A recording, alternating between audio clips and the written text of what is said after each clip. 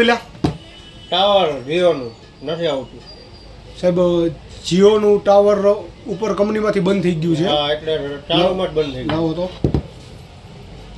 હા બધાને આ તરફ પ્રોબ્લેમ છે. બધાના ટાવર વયા ગયા છે. તો જીઓ કંપની રિચાર્જ પણ 1-2 મહિનાથી આપતી નથી. તો આપનું સિમ કાર્ડ બચાવી લ્યો, નંબર આપ બચાવી લ્યો. વીઆઈમાં ટ્રાન્સફર કરવું હોય તો તમારો નંબર એનો એ રહેશે. વીઆઈમાં આવતા રહ્યો. આ રાજકોટની અંદર આ પ્રોબ્લેમ છે. કંપની નથી, કોઈના માણસો આવતા નથી, કોઈ સાહેબ આવતા, કોઈ જાતનું નહીં. કેટલા 2 મહિનાથી આ પ્રોબ્લેમ ચાલુ રહ્યો છે. તો આ બની શકે તો એમએનપી કરાવી લ્યો.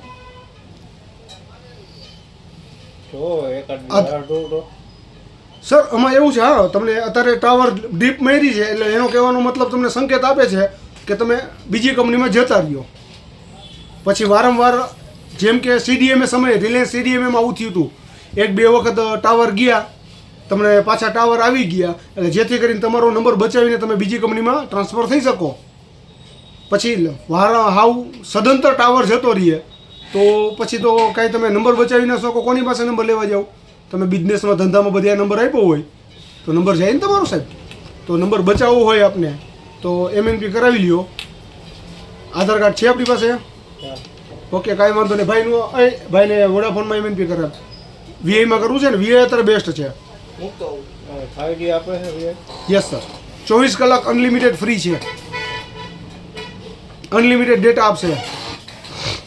અને વીઆઈ એટલે કે વોડાફોન આઈડિયા બે કંપની કમ્બાઈન થઈ છે. એ જ વીઆઈ કંપની છે સાહેબ. મારા આવી ગયું ટાવર.